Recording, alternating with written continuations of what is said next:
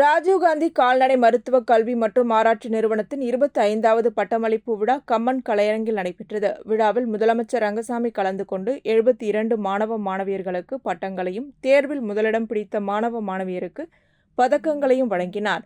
விழாவில் மத்திய அரசு கால்நடை பராமரிப்புத்துறை ஆணையர் டாக்டர் அபிஜித் மித்ரா கலந்து கொண்டு பட்டமளிப்பு உரையாற்றினார். தொடர்ந்து கல்லூரி டீன் செழியன் ஆண்டறிக்கை வாசித்தார். விழாவில் சட்டப்பேரவைத் தலைவர் செல்வம், வேளாண் அமைச்சர் ஜெயக்குமார், ஆதிதிராவிட நலத்துறை அமைச்சர் சாய்ஜி சரவணகுமார், சட்டமன்ற உறுப்பினர் அனிபால் கெனடி, தலைமை செயலர் சரத் சவுகான் மற்றும் மருத்துவ பேராசிரியர்கள், மாணவ மாணவியர் பலரும் இவ்விழாவில் கலந்து கொண்டனர். 5½ ஆண்டு கால்நடை படிப்பில் அதிக மதிப்பெண்கள் பெற்ற டாக்டர் விக்ரம் சந்து 6 பதக்கங்கள் மற்றும் விருதுகளை பெற்றார். டாக்டர் அபர்ணா ராஜேந்திரன் 5 பதக்கங்களை பெற்றார். இக்கல்லூரியில் புதுச்சேரி மட்டுமல்லாமல் கேரளா, மகாராஷ்டிரா, பீகார், உத்தரப்பிரதேசம், ஹரியானா, நாகாலாந்து, ராஜஸ்தான் போன்ற பல்வேறு பகுதிகளைச் சேர்ந்தவர்களும் பயின்று வருகின்றனர்.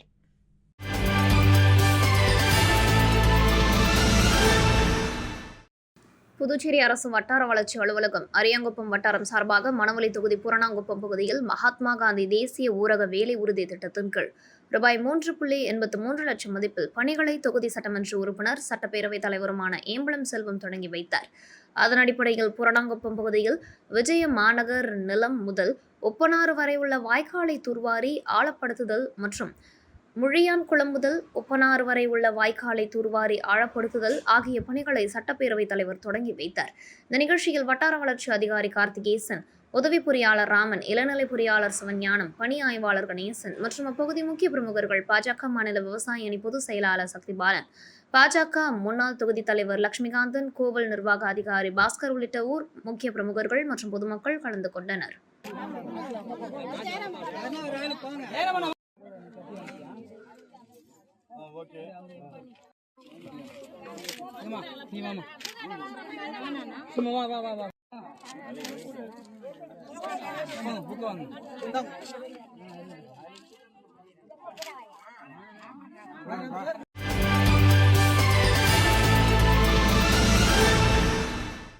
புதுச்சேரி, காரைக்காலில் நடைபெறும் குரூப் பி தேர்வு வினாத்தாள்கள் தமிழ் மற்றும் ஆங்கிலத்தில் இருக்க வேண்டுமென சட்டமன்ற உறுப்பினர் நேரு அறிக்கை வெளியிட்டுள்ளார். அந்த அறிக்கையில் குரூப் பி பணியிடங்களுக்கு புதுச்சேரி அரசே தேர்வுகள் நடத்தி பணியிடங்களை நிரப்பிக்கொள்ள முடிவெடுத்த முதல்வருக்கு நன்றியையும் பாராட்டுக்களையும் தெரிவித்துக் கொள்கிறோம்.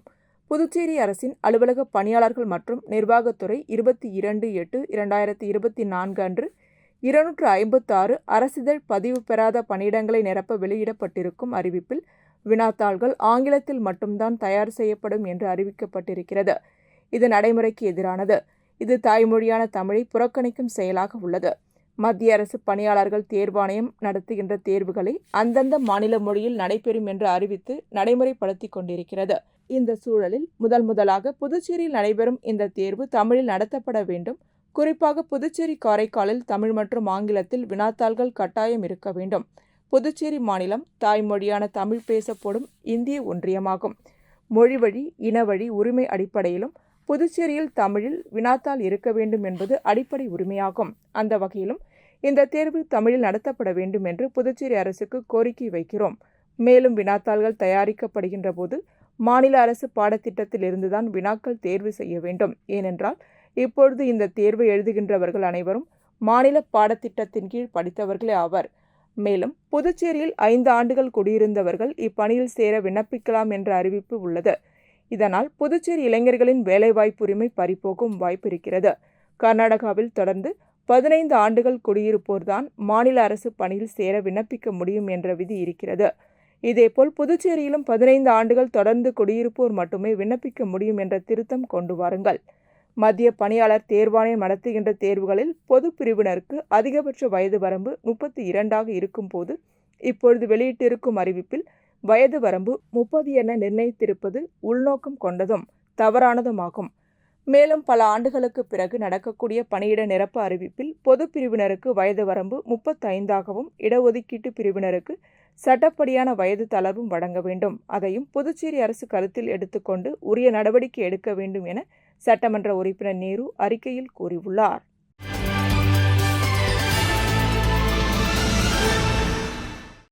அதிமுக பொதுச் செயலாளர் எடப்பாடியாரை அவதூறாக பேசிய தமிழக பாஜக தலைவர் அண்ணாமலையை கண்டித்து புதுச்சேரி அதிமுக சார்பில் கண்டன ஆர்ப்பாட்டம் உப்பளத்தில் உள்ள அதிமுக தலைமை அலுவலகம் முன்பு நடைபெற்றது.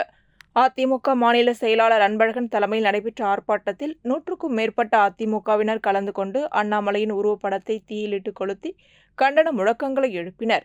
தொடர்ந்து செய்தியாளர்களிடம் பேசிய அன்பழகன், தமிழகத்தில் கலவரத்தை தூண்டும் வகையில் அரசியல் கட்சி தலைவர்களை தொடர்ந்து அவதூறாக பேசி வரும் அண்ணாமலையை குண்டர் தடுப்பு சட்டத்தில் கைது செய்ய வேண்டும் என்றும், மத்திய பாஜக அரசு அண்ணாமலையை தலைவர் பதவியிலிருந்து நீக்க வேண்டும் என கூறினார். மேலும் புதுச்சேரிக்கு அண்ணாமலை வந்தால் தக்க பதிலடி கொடுப்போம் என எச்சரிக்கை விடுத்தார்.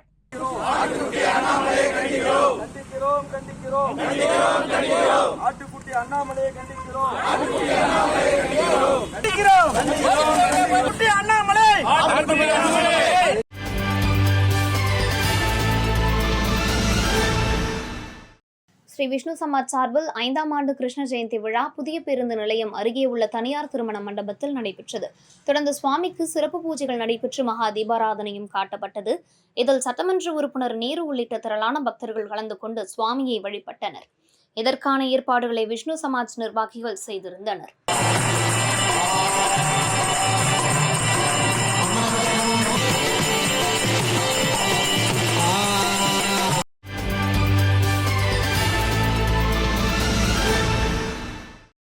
முத்தியால்பேட்டை சின்னாத்தா அரசு பெண்கள் மேல்நிலைப் பள்ளியில் சட்டமன்ற உறுப்பினர் பிரகாஷ்குமார் கலந்து கொண்டு மாணவிகளுக்கு மடிக்கரணி, மிதிவண்டி மற்றும் மழை அங்கியை வழங்கினார். இதனைத் தொடர்ந்து சின்னாத்தா வண்ண நிழற்படத்தை திறந்து வைத்து விளையாட்டுப் போட்டிகளில் வெற்றி பெற்ற மாணவிகளுக்கு பரிசுகள் வழங்கினார் மற்றும் நாட்டு நலப்பணி திட்ட மாணவிகளுக்கு அங்கிகள் வழங்கி சிறப்புரையாற்றினார். மேலும் சின்னாத்தாவின் மகன் பாலசுப்ரமணியன் சிறப்பு விருந்தினராக கலந்து கொண்டார். இவ்விழாவில் பள்ளி முதல்வர் சாய் வர்கீஸ் தலைமை வகிக்க பொறுப்பாசிரியர் தனலட்சுமி வரவேற்றார். தலைமை ஆசிரியர் இக்னோஷியஸ், மேரி சபினா ஆகியோர் முன்னிலை வகிக்க அருள்மொழி நன்றி கூறினார். துர்கா தேவி மற்றும் பாரதி பாலா நெறியாள்கை செய்தனர். இவ்விழாவில் ஆசிரியர் பெருமக்கள், மாணவிகள், அலுவலக ஊழியர்கள் மற்றும் பெற்றோர்கள் கலந்து கொண்டனர். மேலும் இசைக்கூடம் சிறப்பு விருந்தினர்களால் திறந்து வைக்கப்பட்டது.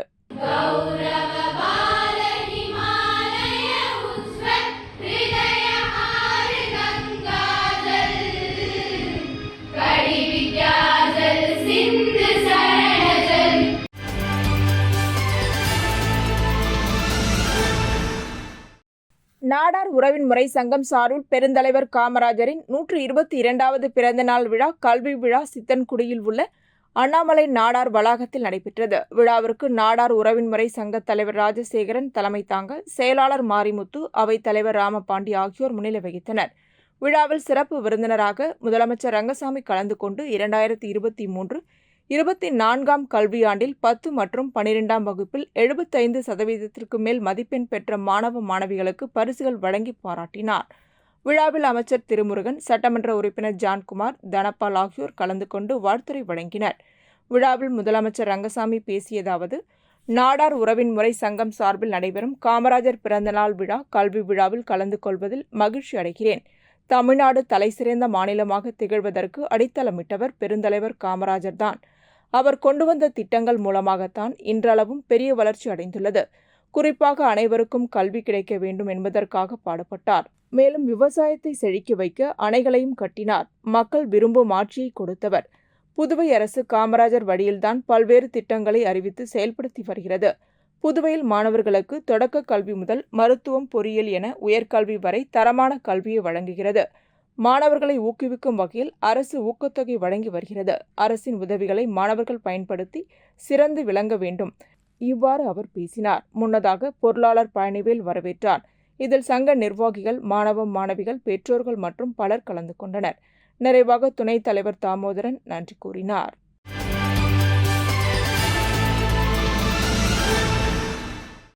அதானி குழும முறைகேடு குறித்தும் செபி அமைப்பின் தலைவர் மாதவி பூரிபுச் பதவி நீக்கம் செய்ய வேண்டும் என கோரியும், காலதாமதமின்றி நாடு தழுவிய அளவிலான ஜாதிவாரி மக்கள் தொகை கணக்கெடுப்பிற்கான அறிவிப்பினை ஒன்றிய அரசு அறிவிக்க கோரியும் காங்கிரஸ் கமிட்டி சார்பில் கண்டன ஆர்ப்பாட்டம் நடைபெற்றது.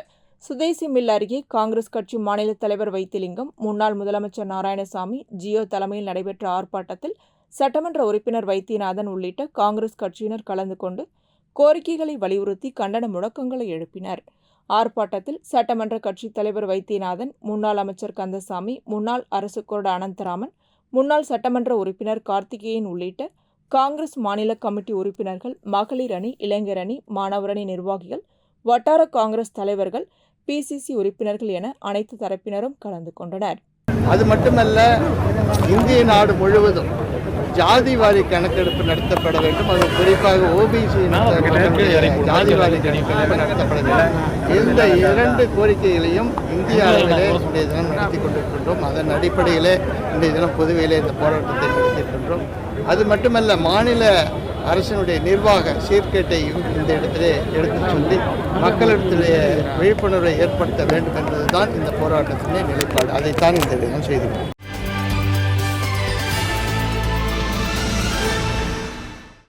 கேப்டன் விஜயகாந்தின் 72வது பிறந்த நாளை முன்னிட்டு மறைமலை அடிகள் சாலையில் அவரது ரசிகர்களால் துப்புரவு தொழிலாளர்கள் மற்றும் பொதுமக்களுக்கு அன்னதானம் வழங்கப்பட்டது. அன்னதானத்தை ரெனோ துவக்கி வைத்தார். அன்னதான ஏற்பாடுகளை மேற்கொண்டவர்கள் விக்னேஷ், நவீன், மனோஜ், ஜோசப், புவனேஷ், ஜோவன், நந்தகுமார், அரவிந்த், பாண்டுரங்கன், கிஷோர், ரோகேஷ், பவித்ரன். கிராஸ்வன் தரணி அன்னதானம் வழங்கும் இடத்தில் விஜயகாந்தின் முகம் பதித்த பதாகையுடன் அவரை பற்றிய வாசகம்: உணவிற்கு நீ விலை வைத்தது இல்லை, உன்னை நாடியவர்கள் பசியோடு சென்றதில்லை, அன்று நீ செய்த உதவிக்கு பலன் கேட்டதில்லை, தவறுகளை கண்டிக்க பயந்தோடியதில்லை, அன்று உன் பேச்சுக்கு நாங்கள் செவிசாய்க்கவில்லை, இன்று நாங்கள் பேசினாலும் அதை நீ கேட்கும் தூரத்தில் நீ இல்லை, அன்று உனக்காக வைதேகி காத்திருந்தால் என்றோ இவ்வையகத்தை நீ காக்க வைத்து விட்டாய் என இடம்பெற்று மக்களிடையே பெரும் ஈர்ப்பை பெற்றிருந்தன.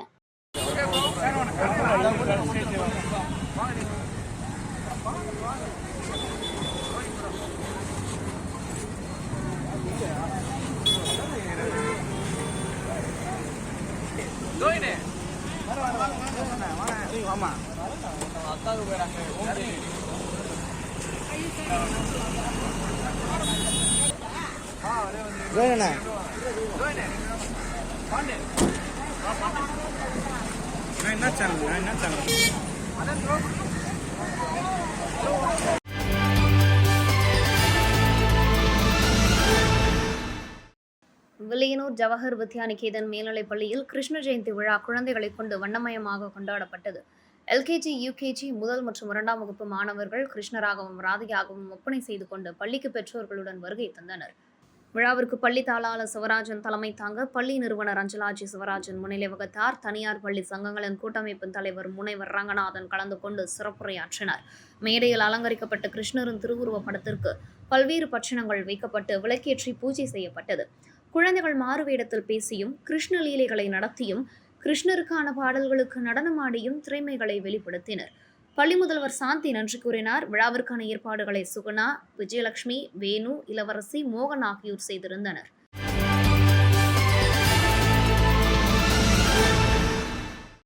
திண்டிவனம் பூதேரி ஸ்ரீ வேணுகோபால் கிருஷ்ணர் ஆலயத்தில் கிருஷ்ண ஜெயந்தி முன்னிட்டு ஸ்ரீ வேணுகோபால சுவாமி வெண்ணெய் சாப்பிடுவது போல் சிறப்பலங்காரத்தில் பக்தர்களுக்கு காட்சியளித்து கற்பூர ஆரத்தி காண்பிக்கப்பட்டது. தொடர்ந்து உற்சவர்கள் ஸ்ரீ ராதா ருக்மணி சமேத வேணுகோபால் சுவாமி வண்ணமலர்கள் கொண்டு அலங்கரிக்கப்பட்டு வண்ண விளக்குகளால் ஆன மின் வாகனத்தில் பக்தர்களுக்கு காட்சியளித்தனர். தொடர்ந்து சிறுவர்கள் மற்றும் இளைஞர்கள் பங்கு கொண்ட சிலம்பாட்டம் நடைபெற்றது. மேலும் சிறுவர் மற்றும் சிறுமியர் கிருஷ்ணர் மற்றும் ராதை வேடத்தில் நாட்டிய நிகழ்ச்சியுடன் வீதி விழா நடைபெற்றது. இதில் பக்தர்கள் கலந்து கொண்டனர்.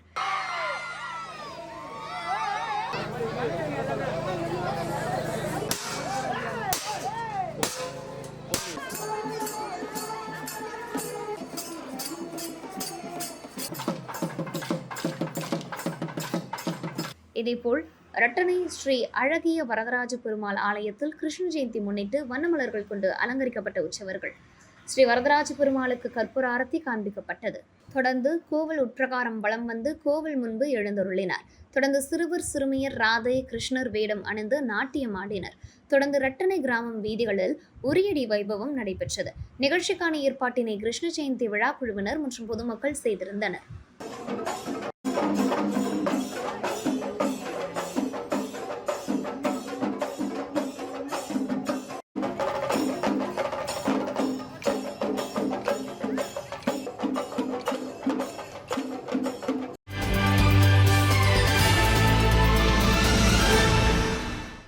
விழுப்புரம் நாடாளுமன்ற உறுப்பினர் ரவிக்குமார் துணைநிலை ஆளுநர் கைலாசநாதனை ராஜ்நிவாசில் சந்தித்து மனு ஒன்றை அளித்தார். அந்த மனுவில் புதுச்சேரியில் உள்ள பூர்வீக ஆதிதிராவிடர்களுக்கு வழங்கப்படும் கல்வி வேலை வாய்ப்பு உள்ள இடஒதுக்கீடு சலுகைகளை புலம்பெயர்ந்த ஆதிதிராவிடர்களுக்கும் வழங்க வேண்டும் என்ற உச்சநீதிமன்ற தீர்ப்பை புதுச்சேரியில் அமல்படுத்த வேண்டும் என வலியுறுத்தப்பட்டு இருந்தது. இதனையடுத்து ஆளுநர் மாளிகை வெளியே செய்தியாளர்களை சந்தித்த ரவிக்குமார், புதுச்சேரியில் பல ஆண்டுகளாக புலம்பெயர்ந்த ஆதிதிராவிடர்கள், பூர்வீக ஆதிதிராவிடர்கள் என்ற பாகுபாடு இருப்பதால் கல்வி வேலைவாய்ப்பில் இடஒதுக்கீடு இல்லாமல் புலம்பெயர்ந்த ஆதிதிராவிடர்கள் புறக்கணிக்கப்பட்டு வருகிறார்கள். எனவே பூர்வீக ஆதிதிராவிடர்களுக்கு வழங்கப்படக்கூடிய அனைத்து இடஒதுக்கீடு சலுகைகளையும் புலம்பெயர்ந்த ஆதிதிராவிடர்களுக்கு வழங்க வேண்டும் என்ற உச்சநீதிமன்ற தீர்ப்பை புதுச்சேரியில் நடைமுறைப்படுத்த வேண்டும். ஜிப்மரில் வசதி இல்லாத காரணத்தினால் அண்டை மாவட்ட புற்றுநோய் உள்ளிட்ட உயர்வகை நோய்களுக்கு சிகிச்சை மறுக்கப்படுகிறது. அதனால் துணைநிலை ஆளுநர் தனது அதிகாரத்தை பயன்படுத்தி ஜிப்மருக்கு கூடுதல் நிதி பெற வேண்டும் என வலியுறுத்தி மனு அளித்ததாகவும், மனுவை பெற்றுக்கொண்ட துணைநிலை ஆளுநர் கைலாசநாதன் உரிய நடவடிக்கை எடுப்பதாக உறுதியளித்ததாக ரவிக்குமார் தெரிவித்தார்.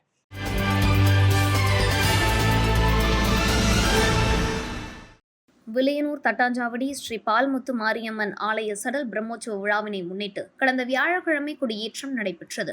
அதன் ஒரு பகுதியாக 5ஆம் நாள் உபயதாரர்கள் ஏற்பாட்டில் சுவாமி திருவீதி உலா நடைபெற்றது. இதில் சுவாமிக்கு பல்வேறு அபிஷேகங்கள் செய்யப்பட்டு மகா தீபாராதனை காண்பிக்கப்பட்டது. இதில் அமைச்சர் நமச்சிவாயம் மற்றும் அவரது துணைவியார் வசந்தி நமச்சிவாயம் பங்கேற்று சாமி தரிசனம் செய்தனர். மேலும் விழாவில் கலந்து கொண்ட பக்தர்களுக்கு அன்னதானம் வழங்கப்பட்டது. இதனைத் தொடர்ந்து மின் அலங்காரத்துடன் அம்மன் முத்து பல்லக்கில் வீதி உலா, அதனைத் தொடர்ந்து இன்னிசை மற்றும் வான வேடிக்கை நிகழ்ச்சி நடைபெற்றது. இந்த நிகழ்ச்சியில் உபயதாரர்கள் மாணிக்கசாமி மற்றும் ராஜா, வெங்கடேசன், பத்மநாதன், ஆறுமுகம், பாண்டியன், குமரவேல், ராமதாஸ், சண்முகசுந்தரம் மற்றும் பொதுமக்கள் கலந்து கொண்டு சாமி தரிசனம் செய்தனர். நிகழ்ச்சிக்கான ஏற்பாட்டினை தனி அதிகாரி உமாபதி, விழாக்குழு தலைவர் தனபால், விழாக்குழு உறுப்பினர்கள், வில்லியனூர் தட்டாஞ்சாவடி ஊர் கிராமவாசிகள் செய்து வருகின்றனர்.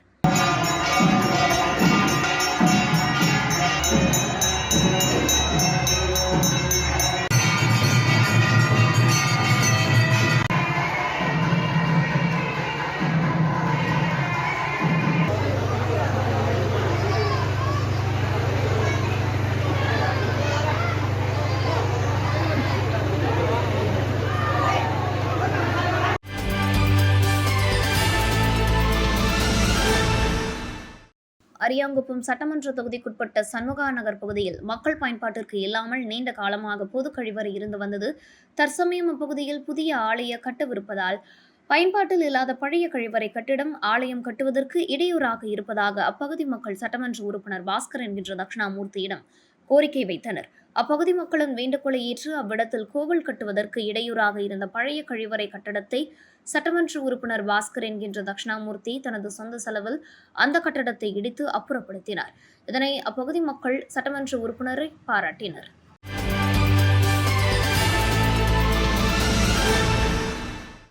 மணவெளி சட்டமன்ற தொகுதிக்குட்பட்ட இடையார்பாளையம் கிராமத்தில் சட்டப்பேரவைத் தலைவர் ஏம்புலம் செல்வம் தலைமையில் மக்கள் சந்திப்பு கூட்டம் நடைபெற்றது. இந்த நிகழ்ச்சியில் அப்பகுதி மக்கள் சாலை வசதி, குறிப்பாக கழிவுநீர் வெளியேறும் வகையில் புதிய கழிவுநீர் வாய்க்கால் அமைத்து தர வேண்டும், எரியாமல் உள்ள திருவிளக்குகளை மாற்றி புதிய திருவிளக்குகள் பொருத்தி தர வேண்டும், புதிய கலையரங்கம் கட்டித்தர வேண்டும் உள்ளிட்ட கோரிக்கைகளை சட்டப்பேரவைத் தலைவரிடம் முன்வைத்தனர்.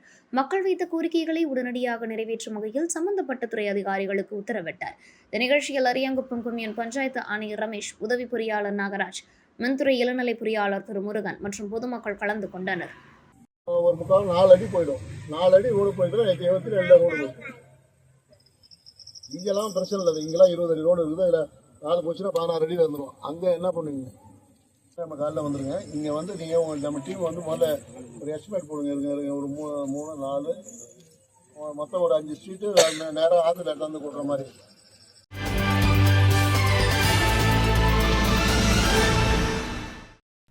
முத்திரையார்பாளையம் கோவிந்தன்பேட்டை பகுதியில் அமைந்துள்ள ஸ்ரீ சபரிவாசன் ஆலயத்தில் கோகுலாஷ்டமி விழா கொண்டாடப்பட்டது. கண்ணன் ராதா வேடமிட்டு கோவில் வந்த குழந்தைகளை கோவில் குருக்கள் வரவேற்றனர். தொடர்ந்து ராமர் சுவாமிக்கு கண்ணன் அலங்காரம் செய்யப்பட்டு சிறப்பு தீபார்த்தனை காண்பிக்கப்பட்டது. இதனையடுத்து கண்ணன் ராதை வேடமிட்ட குழந்தைகள் நடனமாடினர். தொடர்ந்து குழந்தைகளுக்கு ஆலய நிர்வாகம் சார்பில் கல்வி உபகரணங்கள் வழங்கப்பட்டது. நிகழ்ச்சிக்கான ஏற்பாடுகளை ஆலய தலைமை குருக்கள் அர்ஜுனன் சுவாமிகள், நிர்வாகிகள் முருகன், ஜெயராமன், சரவணன் ஆகியோர் செய்திருந்தனர்.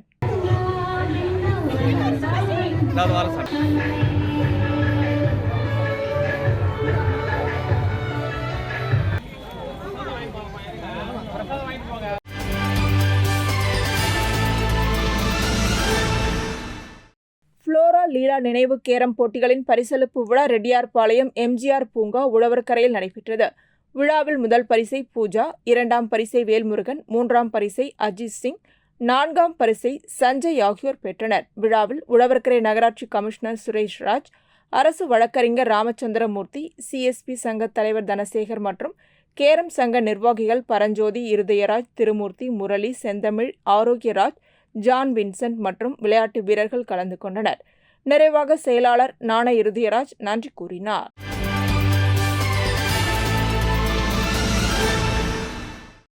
அங்கன்வாடி ஊழியர்கள் சங்கத்தின் சார்பில் பல்வேறு கோரிக்கைகள் நிறைவேற்ற வேண்டும் என கோரிக்கை விடுத்துள்ளனர். புதுச்சேரி சம்மேளன கௌரவ தலைவர் பிரேமதாசன், தலைவர் ரவிச்சந்திரன், அங்கன்வாடி ஊழியர் சங்கத்தின் தலைவர் ராஜலட்சுமி, செயலாளர் தமிழரசி, பொருளாளர் செல்வராணி, அமைப்பு செயலாளர் சத்யா, லலிதா, செய்தி தொடர்பாளர் டாக்டர் நமச்சிவாயம் ஆகியோர் கூட்டாக அளித்த பேட்டியில் முக்கிய கோரிக்கைகளான மாத இறுதி நாட்களில் ஊதியம் வழங்க வேண்டும் என்றும், 7வது ஊதியக் குழுவின் பரிந்துரைகளை அமல்படுத்த வேண்டும் என்றும், நிலுவையில் உள்ள போனஸ் மற்றும் பஞ்சப்படி போன்றவற்றை காலத்தோடு வழங்க வேண்டும் என்றும், 3 ஆண்டுகள் பணி முடிந்து ஒப்பந்த அடிப்படையில் பணிபுரிந்து வரும் அங்கன்வாடி ஊழியர் மற்றும் உதவியாளர்களை பணி நிரந்தரம் செய்வது உள்ளிட்ட கோரிக்கைகளை புதுச்சேரி அரசு விரைவில் தீர்க்க வலியுறுத்துவதாக கூறினார்.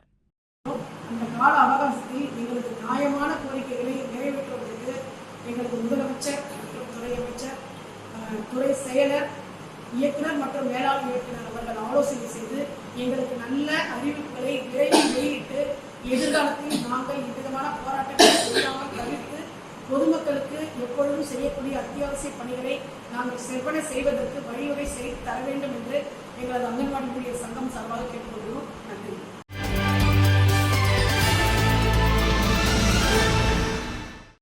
பல்வேறு துறைகளில் சிறந்த சேவை செய்தவர்களை கௌரவிக்கும் விதமாக சென்னை தியாகராய கலையரங்கத்தில் சேவாரத்னா விருது வழங்கும் விழா நடைபெற்றது. இதில் வில்லியனூர் சம்பூர்ணா சித்த மருத்துவமனை டாக்டர் புகழேந்தி சேவையை பாராட்டி சேவாரத்னா விருது வழங்கி கௌரவிக்கப்பட்டார். விழாவிற்கு குளோபல் அச்சீவர்ஸ் கவுன்சில் சேர்மன் செல்வம் தலைமை தாங்கினார். நவசமாஜ் சேரிட்டபிள் சொசைட்டி மாநில தலைவர் டாக்டர் அன்பானந்தம் சிறப்புரையாற்றினார். முதன்மை பட்டதாரி பயிற்சியாளர் டாக்டர் சிவராஜ் வாழ்த்துரை வழங்கினார். கலைமாமணி நகைச்சுவை நடிகர் செந்தில், இயக்குனர் மற்றும் நடிகர் சரவணசக்தி, இயக்குனர் மற்றும் நடிகர் ஆர் கண்ணன், நவசமாஜ் சேரிட்டபிள் சொசைட்டியின் தாளாளர் டாக்டர் ராமலிங்கம் ஆகியோர் கலந்து கொண்டனர். விழாவின் நிறைவாக சொசைட்டியின் மாநில பொதுச் செயலாளர் பாலச்சந்தர் நன்றி கூறினார்.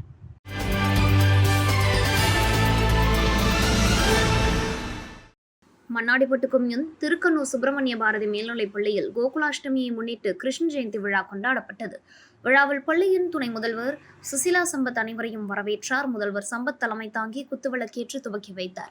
விழாவில் மாணவர்கள் கல்வி வளம் செலுத்திட வேண்டி பூஜைகள் நடைபெற்றது. முன்னதாக எல்கேஜி, யூகேஜி மற்றும் 1ஆம் வகுப்பு மாணவர்கள் 150க்கும் மேற்பட்டோர் கிருஷ்ணர் மற்றும் ராதை வேடம் அணிந்து விழாவில் பங்கேற்றனர். விழாவில் பெற்றோர்கள், ஆசிரியர்கள் கலந்து கொண்டனர். விழாவின் முடிவில் நிர்வாக இயக்குனர் ஹரிஷ்குமார் நன்றி கூறினார்.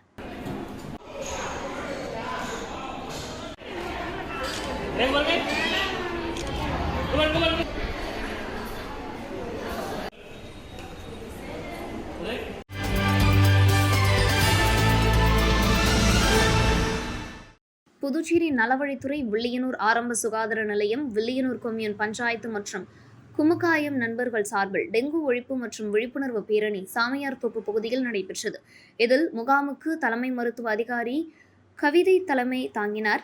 வாஞ்சிநாதன், இளந்தொண்டர் மன்ற நிறுவனர் ராமன், குமுக்காயம் நண்பர்கள் வட்ட ஒருங்கிணைப்பாளர் பரசுராமன், அன்புள்ள ரஜினிகாந்த் நற்பணி மன்ற தலைவர் ரஜினி முருகன், பாகூர் லயன்ஸ் சங்க செயலாளர் விஜயன் ஆகியோர் முன்னிலை வகித்தனர்.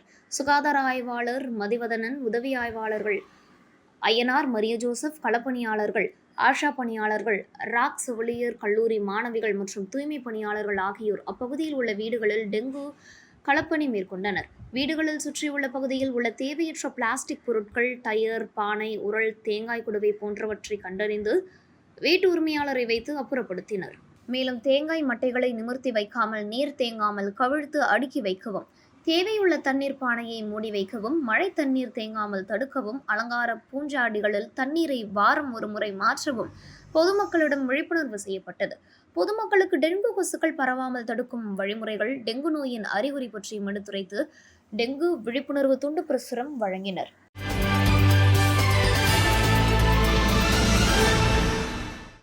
மயிலம் ஸ்ரீ வள்ளிதேவானை சமேத சுப்பிரமணிய சுவாமி கோவிலில் ஆவணி கிருத்திகையை முன்னிட்டு சுப்பிரமணிய சுவாமி வண்ணமலர்களால் அலங்கரிக்கப்பட்டு தங்க கவசத்தில் பக்தர்களுக்கு காட்சியளித்தனர். தொடர்ந்து மகாதீபாராதனை, சத்திரங்கள் கொண்டு சோட சுபச்சாரங்கள், கற்பூர ஆரத்தி ஆகியவை காட்டப்பட்டன. தொடர்ந்து கோவில் உட்பிரகாரம் வந்து வெள்ளித்தேரில் எழுந்தருளினர். மேலும் குறிப்பாக ஆவணி மாதம் கிருத்திகை நட்சத்திரம் நாளன்று ஒளிகிரகமான சூரியன் தமது சொந்த ராசி வீடான சிம்மராசியில் ஆட்சி மற்றும் மூல திரிகோண வீட்டில் வலுப்பெற்று இருப்பார். மேலும் நிகழ்ச்சிக்கான ஏற்பாட்டினை மயிலம் பொம்மபுர ஆதீனம் 20ஆம் பட்ட குருமகா சன்னிதானம் ஸ்ரீ சிவஞானபாளைய சுவாமிகள் மற்றும் ஆலய நிர்வாக குழுவினர் செய்திருந்தனர்.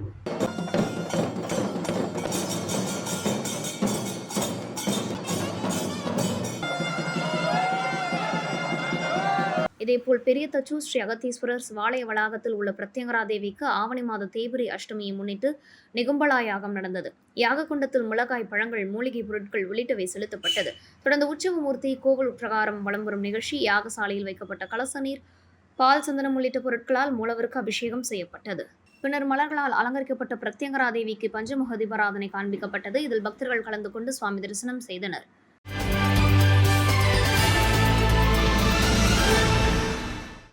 திண்டிவனம் ஸ்ரீ லட்சுமி நரசிம்மர் ஆலயத்தில் கிருஷ்ண ஜெயந்தி விழாவை முன்னிட்டு வண்ணமலர்கள் கொண்டு அலங்கரிக்கப்பட்ட ஸ்ரீ கிருஷ்ணர் ஏணி மீது ஏறி வெண்ணெய் எடுக்கும் நிகழ்வு போல் அலங்கரிக்கப்பட்டிருந்தது.